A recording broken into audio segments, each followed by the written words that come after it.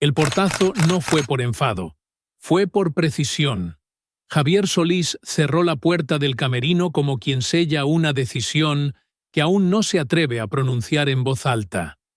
Desde dentro, el eco resonaba entre los espejos manchados de polvo y las lámparas que parpadeaban con el cansancio de un teatro antiguo.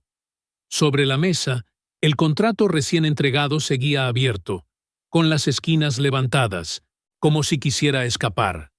Había una frase subrayada en rojo que lo perseguía desde que el representante la leyó con esa sonrisa calculada que nunca llegaba a los ojos. La empresa recomienda limitar las colaboraciones recurrentes que generen conflicto de marca o superposición de público. No mencionaba nombres, pero no era necesario. Era una advertencia disfrazada de sugerencia, un movimiento de ajedrez sin poesía. Y para Javier, que venía de barrios donde la vida respondía con canciones o silencios, eso sonó a traición. Oyó pasos fuera. Reconoció el ritmo pesado, casi arrastrado, de Vicente Fernández.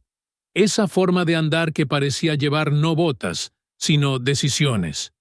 Javier abrió un poco la puerta. Vicente estaba allí, apoyado en la pared, afinando una cuerda imaginaria entre los dedos, un hábito suyo cuando sospechaba que se avecinaba un problema. ¿Tú también recibiste esto?, preguntó Vicente sin levantar la vista. Javier no respondió. Cogió el contrato, lo levantó solo para que le diera la luz y lo dejó caer de nuevo sobre la mesa. Vicente soltó una breve y amarga risa. «Claro que sí», continuó. «Estos tipos creen que la gente no puede amar dos voces al mismo tiempo». El pasillo del Teatro Blanquita estaba inquieto. Los tramoyistas fingían ajustar cables, pero escuchaban. Dos bailarinas se detenían para atar una cinta inexistente. Un asistente pasaba con un cuaderno, sin escribir nada. Todos sabían que algo estaba pasando, algo que no tenía que ver con las luces ni la escenografía. Javier se sentó en la silla, respiró hondo y empezó a doblar el contrato como si fuera una carta que aún no sabía a quién enviar. No había ira en sus manos. Había una calma peligrosa, esa que precede a las respuestas que no están ensayadas. «¿Sabes lo que han dicho?», continuó Vicente, acercándose. «Que juntos confundimos al público, que a la gente le cuesta elegir». Javier finalmente levantó la vista. Sus ojos tenían ese brillo sombrío que solo aparecía cuando la industria lo trataba como mercancía, y no como hombre. «La gente no tiene que elegir nada», dijo en voz baja. «Ya tienen suficiente con la vida». Vicente asintió en silencio. Era cierto. Ambos conocían bares donde los aplausos se confundían con las bebidas engullidas entre deudas, carreteras nocturnas, donde el único premio era llegar vivo al siguiente palenque, noches en las que cantar no era arte, era supervivencia. Y ahora pretendían separar lo que había nacido en ese fango, solo porque dos voces en el mismo escenario molestaban a los que contaban billetes en oficinas con moqueta. La discusión se suspendió cuando un asistente llamó a la puerta. «Señores, 2 minutos. El público está inquieto». El público. Esa palabra tenía un peso diferente para Javier. No era una masa anónima. Eran rostros, historias, heridas.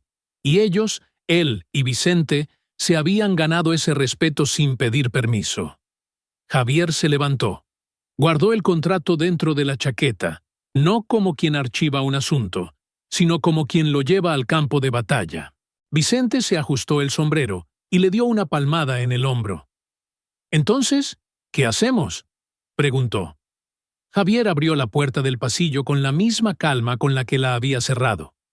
Su respuesta fue caminar hacia el escenario. No firmó. No se negó. No negoció. Actuó. En los últimos metros, antes de llegar al telón, oyó el murmullo creciente del público, un rumor denso que parecía pedir justicia sin saber exactamente por qué. Vicente lo alcanzó por detrás, sonriendo con esa mezcla de audacia y fatalismo que solo los valientes tienen cuando deciden enfrentarse a toda una estructura. «Que suba el telón», dijo Javier. «Que nos vean juntos antes de que intenten borrarlo por contrato». El apuntador abrió los ojos, sin saber si debía detenerlos. Pero ya era tarde. El telón se levantó sin previo aviso. La orquesta improvisó una entrada torpe, y Javier, al ver la luz bañándolo, comprendió que acababa de tomar una decisión que ningún representante podría deshacer después. El público rugió. Vicente se colocó a su lado, y aunque no se había firmado ningún acuerdo, la respuesta ya estaba dada, viva, encarnada en un escenario donde dos voces se negaban a obedecer al miedo de los demás. Así comenzó el escándalo que la prensa aún no sabía que estallaría al amanecer. El teléfono de la redacción de El Heraldo comenzó a sonar antes del amanecer. Primero, una llamada breve y anónima. Luego, otra más larga. Y finalmente, una tercera, procedente de un número que todos los periodistas reconocían, pero fingían no conocer. Cuando el editor colgó el teléfono, su expresión lo decía todo. Había carne fresca en el aire, y alguien poderoso quería que se sirviera caliente. La historia era simple, casi perezosa de tan evidente. Javier Solís y Vicente Fernández estaban separados. Una divergencia profesional, decían. Una divergencia que ninguno de los dos había confirmado, pero que las radios ya comenzaban a repetir como si fuera una verdad antigua. Bastaba con plantar la semilla. La prensa se encargaría del resto. En XW, la noticia corrió como la pólvora. Los técnicos cuchicheaban durante los cambios de cinta, los productores ensayaban preguntas espontáneas y los locutores afilaban el tono de escándalo. La radio vivía de estas pequeñas tragedias públicas. Nada unía más a la audiencia que la sospecha de que dos leyendas estaban a punto de devorarse. Javier llegó al edificio temprano, discreto, con la chaqueta abrochada hasta el último botón y la expresión de quien ya se había despertado, sabiendo que atravesaría un campo minado. Saludó a los porteros por su nombre, como siempre, y subió las escaleras en lugar de tomar el ascensor. Era un gesto antiguo, una forma de ocupar el tiempo, respirar hondo, poner en orden sus pensamientos antes de que la prensa intentara arrancárselos a la fuerza. En la puerta del estudio, un asistente lo interceptó. «Señor Solís, habrá preguntas. El director me pidió que se lo avisara». Javier se arregló la manga de la camisa. «¿Desde cuándo un cantante tiene miedo a las preguntas?», respondió. Pero la verdad es que sí tenía miedo. No por él. Javier tenía la calma de quien había aprendido a mantener la compostura incluso con el corazón en guerra, sino porque sabía que Vicente, temperamental, podría reaccionar de otra manera. Vicente llegó 20 minutos más tarde, retrasado a propósito. No por vanidad, sino por estrategia. Cuanto más cerca de la entrevista apareciera, menos tiempo tendrían para rodearlo en los pasillos. Entró limpiándose el sudor de la frente con un pañuelo y sonriendo como quien sabe que todos lo observan. «¿Listo, hermano?», preguntó, pero el brillo irónico de sus ojos revelaba que ya conocía la trampa. Javier solo asintió con la cabeza. Cuando se encendió la luz roja, el locutor se inclinó sobre el micrófono con esa voz entrenada para convertir los rumores en certezas. «Hoy tenemos aquí a dos gigantes de nuestra música ranchera», dijo teatralmente. «Javier Solís y Vicente Fernández. Hay rumores de que esta será una de las últimas veces que los veremos juntos. Señores, ¿es cierto que su relación se ha deteriorado?». La pregunta cayó como una cuchilla silenciosa. Javier respiró lentamente. No parpadeó. No se movió. Solo dejó que el silencio se infiltrara entre todos los presentes, hasta que el técnico de sonido comenzó a mirar el reloj, nervioso, como si cada segundo de ausencia de respuesta costara dinero. Y lo costaba. Vicente cruzó las manos sobre la mesa. Aún no hablaría, Sabía que era Javier quien debía decir la primera palabra. No por jerarquía, sino porque era él quien estaba siendo puesto a prueba. El locutor insistió: «El público merece saber la verdad». Javier giró el anillo en su dedo, lentamente, como solía hacer cuando necesitaba organizar sus pensamientos antes de herir a alguien con ellos. «La verdad», dijo finalmente, con voz baja y firme. «Es que se ha hablado demasiado por nosotros». El locutor intentó intervenir, pero Javier continuó. «Dicen que nos quieren lejos, que nuestro público no puede escucharnos juntos, que uno le quita espacio al otro». «Eso dicen». En ese instante, Vicente se enderezó en la silla, se quitó el sombrero y lo colocó sobre las rodillas. Era su manera de preparar una entrada, no musical, sino moral. Javier sintió su presencia a su lado, sólida, casi física. Habían caminado juntos por palenques inmundos, compartido botellas, compartido silencio. Eso no se rompía con un contrato. El locutor se dio cuenta de que la entrevista estaba tomando un rumbo inesperado e intentó recuperar el control. «Entonces, ¿confirman que hay tensión?». Javier se inclinó hacia adelante. La luz roja se reflejó en sus ojos como brasas. «Confirmo», dijo, «que nadie nos va a separar». El técnico tosió. El locutor abrió la boca, sin palabras. El productor, al otro lado del cristal, dejó caer la carpeta. Lo que iba a ser una confesión de ruptura se convirtió, allí, en directo, en una declaración de resistencia. Fue en ese momento cuando Vicente habló por primera vez. «Si alguien quiere inventarse una pelea, que la invente», dijo con esa voz profunda que siempre sonaba como la última palabra. «Pero nosotros no peleamos». El silencio que siguió no fue incómodo, sino solemne. La entrevista terminó pronto, interrumpida por música para evitar más daños. Los dos se marcharon sin hacer declaraciones adicionales. En el pasillo, los fotógrafos los rodearon como buitres en una fiesta. Flashes, preguntas, empujones, cámaras levantadas como armas. Javier mantuvo el rostro impasible. Vicente, más impetuoso, solo dijo: «Anoten bien, no vamos a renunciar el uno al otro solo porque alguien lo haya pedido». Y siguieron caminando, sin pausa, sin miedo. Dos hombres que habían decidido que el mundo no dictaría el tono de sus voces. Afuera, la ciudad ya bullía con la noticia. En los cafés, los taxistas comentaban. En las redacciones, se reescribían frenéticamente los titulares. En lo alto de un edificio del centro, el director de una gran discográfica recibió un breve informe. «La entrevista se ha descontrolado. Están unidos». Encendió un cigarrillo, miró por la ventana y murmuró: «Bueno, ahora. Esto ya no es un negocio, esto es la guerra». Y así comenzó la verdadera maniobra, no la de los rumores, sino la lucha subterránea que definiría el destino de los dos ídolos. La cantina olía a serrín mojado y tequila viejo cuando Javier empujó la puerta con la palma de la mano. No había anuncio, ni cartel, ni invitación, solo una noche elegida a dedo, una esquina de Garibaldi, donde la industria rara vez se atrevía a poner los pies. Allí nadie controlaba al público. El público se formaba solo, como un enjambre. El pianista levantó la cabeza al ver entrar a Javier.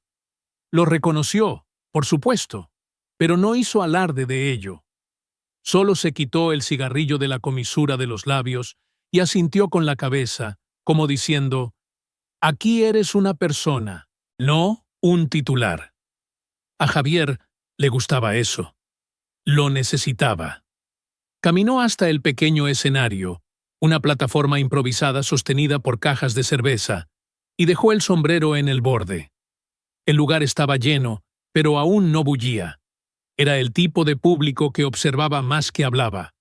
El tipo que reconocía cuando un hombre llegaba con peso sobre los hombros. 5 minutos después, La puerta se abrió de nuevo, y entonces, como en un pacto silencioso entre destinos, entró Vicente Fernández. No necesitó grandilocuencia para anunciarse. Bastó con la forma en que se quitó el sombrero, con la forma en que sus pasos encontraron sin esfuerzo los de Javier, como si ambos hubieran ensayado esa coreografía desde la infancia. Los murmullos se elevaron como humo. ¿Ellos juntos? ¿Allí? ¿Así? Javier no sonrió, pero sus ojos se suavizaron un centímetro. Vicente tampoco sonrió, pero levantó la barbilla como quien dice que está listo para todo, incluso para enfrentarse a todo un país. El dueño de la cantina se acercó, nervioso. «Señores, esto no estaba programado». Javier le puso una mano firme en el hombro. «La vida tampoco», respondió. El hombre lo entendió y retrocedió. La primera nota, cuando llegó, no fue perfecta. Javier entró un poco bajo, con la voz ronca por las horas de silencio antes de cantar. Pero ese ronquido tenía historia. Poco a poco, la melodía se fue ajustando, como si la propia noche quisiera posicionarse para escucharlo. Y entonces Vicente, sin pedir permiso, entró en la segunda estrofa. Las dos voces se encontraron como el agua y la piedra, diferentes, pero inseparables. El público, que antes murmuraba, se calló. El camarero olvidó la bandeja en el aire. Una mesa al fondo se levantó entera para ver mejor. Una pareja que discutía interrumpió la pelea. El dueño de la cantina se cruzó, sin saber por qué. Cuando terminaron la primera canción, el silencio permaneció, no por falta de aplausos, sino porque nadie se atrevía a romper ese primer instante de maravilla con ruido. Javier respiró hondo. Metió la mano en el bolsillo y tocó el contrato doblado que había dentro. Sintió el papel duro y frío. Era el recordatorio de la amenaza que se cernía sobre ellos. Dio un paso adelante. «Dicen que quieren separarnos», dijo, mirando al público, no para acusarlo, sino para convertirlo en testigo. El murmullo volvió, esta vez cargado de indignación. Vicente se acercó, plantando con firmeza sus botas en el suelo. «Dicen», repitió, «pero no nos han preguntado si nosotros queremos». Javier levantó la cara. Antes de que llegara ninguna respuesta desde la sala, levantó la mano para pedir silencio. Su gesto fue leve, pero autoritario, como quien conduce el destino de toda una noche. «Hay decisiones», continuó, «que no se toman en las oficinas, se toman aquí, donde la gente nos mira a los ojos». La segunda canción comenzó sin que ninguno de ellos acordara nada. La banda dudó, pero siguió adelante. Esta vez, Javier cantó con toda su fuerza, con esa mezcla de dolor y elegancia que lo había hecho inmortal para muchos que nunca lo conocieron. Vicente entró después, no para disputar el espacio, sino para sostener el timbre que completaba el de su amigo. Las voces no chocaban, se reconocían. Al final, Javier levantó la cabeza e hizo algo inesperado. Pidió silencio de nuevo. «Voy a decirlo claramente», dijo. «Si alguien cree que puede usar bancos, mesas o amenazas para decidir por nosotros, está equivocado». Vicente puso el brazo sobre el hombro de Javier, un gesto raro, íntimo, público. «Si es para separarme», dijo, «que sea cantando, nunca por miedo». La cantina estalló. No hubo aplausos, hubo clamor. La gente aplaudía, golpeaba las mesas, los vasos, alguien lloraba, alguien gritaba, «¡Así se habla!». En un rincón, un fotógrafo del Excelsior que estaba allí por casualidad levantó la cámara. El flash tardó un segundo más de lo que debía, como si incluso la máquina hubiera dudado ante ese momento histórico. La foto saldría en el periódico al día siguiente y se convertiría en una de las más reproducidas de la música mexicana. Javier con la barbilla levantada, Vicente con los brazos cruzados, ambos en el centro de una tormenta que ellos mismos habían provocado. Cuando bajaron del escenario, No había alivio en sus rostros, solo certeza. Y la certeza, en aquella época, era un lujo que pocos podían permitirse. Vicente sirvió 2 vasos de tequila. Le entregó uno a Javier. ¿Y ahora qué sigue?, preguntó. Javier levantó el vaso y respondió sin mirarlo. Ahora que ellos decidan si quieren la guerra, porque nosotros ya hemos dado nuestra respuesta. Bebieron como quien sella un pacto. Afuera, la noche en Garibaldi seguía igual, pero el mundo a su alrededor había cambiado. Y todos allí, desde el camarero hasta el fotógrafo tardío, sabían que acababan de presenciar algo que nunca se repetiría y que, precisamente por eso, pasaría a la leyenda. Al día siguiente, la ciudad se despertó con el estómago revuelto.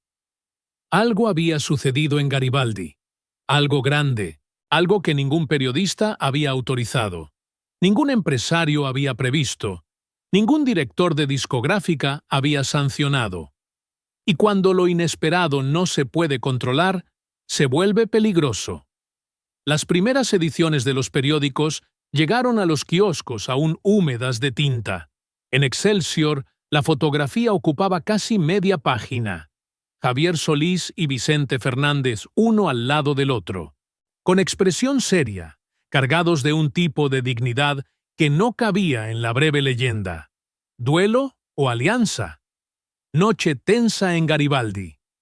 El texto, sin embargo, revelaba más de lo que pretendía.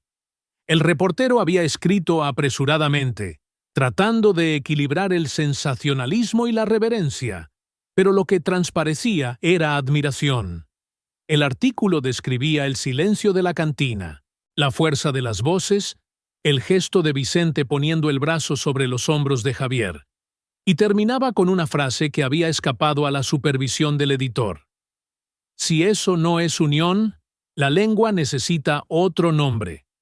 Era demasiado tarde para recoger los ejemplares. A partir de las 9 de la mañana, los teléfonos comenzaron a sonar en todos los departamentos de las discográficas. Los productores gritaban que habían perdido el control de la narrativa.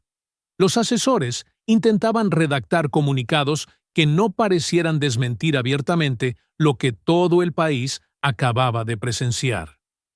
Los directores, por su parte, mantenían la voz baja, señal inequívoca de que estaban irritados. En la oficina climatizada de una de esas empresas, un hombre vestido con un traje oscuro hojeaba el periódico con la punta de los dedos, como si temiera ensuciárselos. El cigarrillo ardía en el cenicero, olvidado, produciendo una voluta de humo que parecía recitar la misma palabra repetida: fracaso. Han convertido una crisis en un espectáculo, dijo sin levantar la vista. El asistente tragó saliva. Señor, al público le gustó. El director levantó la cabeza lentamente. Al público le gusta todo, incluso la revolución, pero quienes pagamos somos nosotros. Tiró el periódico sobre la mesa y convocó una reunión urgente. El objetivo no era negociar, era evaluar los daños. La industria mexicana, en aquella época, no toleraba la independencia. Hombres como Javier y Vicente solo eran útiles mientras obedecían. Cuando dejaban de obedecer, se convertían en mitos, y los mitos no se pueden controlar, solo perseguir. Mientras tanto, en un ala reservada del Hospital Español, Javier firmaba autógrafos con la mano un poco temblorosa. No era nada grave, solo el cansancio acumulado de semanas intensas, conciertos interminables, noches de sueño escaso y una presión creciente sobre sus hombros. El equipo médico lo obligó a quedarse allí durante unas horas, en observación. Javier nunca se quejaba, solo obedecía a su cuerpo cuando ya no tenía otra opción. En la sala de espera, Vicente caminaba de un lado a otro, sosteniendo el sombrero contra el pecho. La noche anterior parecía invencible, pero allí, bajo la luz blanca, sin aplausos que le animaran, se mostraba el hombre detrás del icono. «¿Cómo estás, hermano?», Preguntó cuando Javier finalmente salió del consultorio. Javier sonrió, una sonrisa breve, pero sincera. Cansado, no preocupado. Vicente exhaló con fuerza, como si hubiera estado conteniendo la respiración desde el amanecer. ¿Te han dicho algo de la discográfica? Todavía no. Deben estar debatiendo qué castigo me conviene más, respondió Javier con humor seco. Vicente se rió entre dientes. Que lo intenten conmigo. Yo hablaré. Javier le tocó el brazo. No, Chente. Hablar no es suficiente. Entonces cantemos, replicó Vicente. La mirada de Javier se volvió seria, casi grave. Se inclinó, acercando la voz a la de su amigo, como si le confiara algo prohibido. Ayer cruzamos una línea. Ahora saben que ya no pueden dividirnos. Vicente asintió con la cabeza, pero había preocupación en sus ojos. ¿Eso es bueno? Javier tardó en responder. Es verdad, y la verdad siempre pasa factura. Mientras hablaban, alguien les tomó una foto. Dos hombres en silencio, uno sentado, otro de pie, ambos con el semblante de quienes llevan un país a cuestas. La imagen circularía por los periódicos días después, descrita como íntima, humana, reveladora. Se convertiría en una reliquia involuntaria. Al final de la tarde, los comunicados oficiales comenzaron a llegar a las redacciones. La compañía refuerza su apoyo a ambos artistas. No hay conflictos internos. Las colaboraciones futuras siguen en evaluación, pero sin veto. Era una retirada estratégica, una rendición encubierta. Pero el público, sí, reaccionó sin decoro. A la salida del hospital, una multitud esperaba a Javier y Vicente. No eran fans comunes, eran trabajadores, madres con hijos, taxistas, músicos callejeros, señoras con mantillas, jóvenes con radios de bolsillo. Muchos sostenían periódicos abiertos con la foto de Garibaldi. Cuando apareció Javier, se produjo un silencio extraño, como si todos quisieran confirmar primero que estaba bien. Luego, estalló el clamor. ¡No se separen! ¡Canten juntos! ¡No dejen que los manden! Javier levantó la mano en un gesto de calma. Vicente se quedó detrás de él, pero no como guardaespaldas, sino como aliado. Se miraron. Había complicidad entre ellos, pero también la amarga comprensión de que, a partir de ese momento, sus carreras ya no serían solo arte, serían un símbolo. Javier respiró hondo y dijo, para que todos lo oyeran: «La música es más importante que los contratos». Era una frase sencilla, pero el público la recibió como un estandarte. Los fuegos artificiales comenzaron a estallar en algún lugar lejano. La gente lloraba. La gente sonreía. La gente entendía, por fin entendía, que había un precio que pagar por mantenerse íntegro, y que Javier Solís estaba dispuesto a pagarlo. Vicente, emocionado, se acercó y añadió: «Y mientras nos quieran juntos, aquí estaremos». La multitud estalló en un rugido casi religioso. Los periódicos lo llamarían escándalo. La industria lo llamaría problema. Pero quienes estuvieron allí, quienes lo vieron, quienes lo sintieron, lo llamarían de otra manera: el nacimiento de una leyenda. Y en aquella tarde, mientras la luz se desvanecía detrás de los edificios, Javier pensó, por primera vez con claridad, que tal vez la leyenda, esa criatura impredecible que a veces nace dentro del mito, ya no le pertenecía. Pertenecía al pueblo. Y él, humilde ante ello, aceptó el destino que comenzaba a escribirse.